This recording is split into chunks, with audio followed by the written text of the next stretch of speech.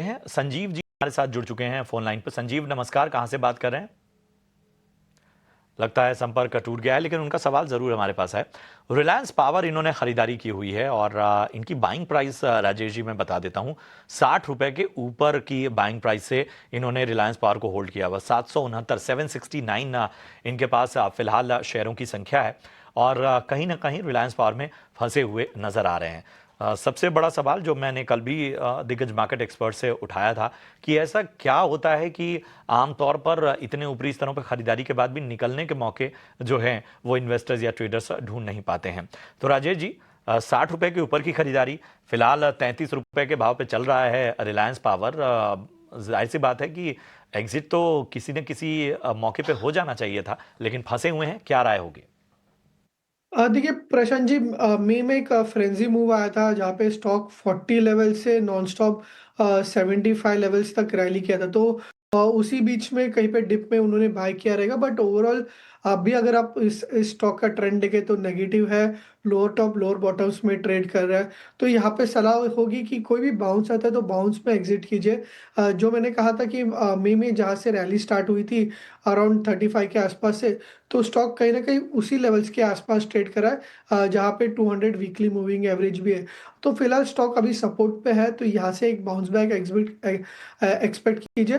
But overall जो trend है इसका डाउन ही है, तो कोई मेजर आउट परफॉर्मेंस मत एक्सपेक्ट कीजिए। बट बाउंस आता है 40-42 के आसपास, तो वहाँ पे पोजीशन लाइट करने की सलाह होगी। तो बाउंस आता है तो पोजीशंस थोड़ी लाइट करने की सलाह रिलायंस पावर में। आप चलते हैं अपनी अगली क्वेरी की तरफ। यूट्यूब कॉलर है अर्चना पाटिल, उन्होंने हमें लिखा है और वो राय चाहती हैं ट्रेंट और सिगाची इंडस्ट्रीज पर। ट्रेंट के उनके पास जो स्टॉक्स है 47 के भाव पे उन्होंने लिए हैं और सिगाची के 45 रुपीज के। राजेश जी, दोनों ही स्टॉक्स जो है इन्होंने काफी ऊपरी लेवल्स पे खरीदे हैं। अगर हम 6 महीने का ट्रेंड भी देखें तो अच्छा खासा 30% से ज्यादा का डाउनफॉल दोनों में ही हो चुका है।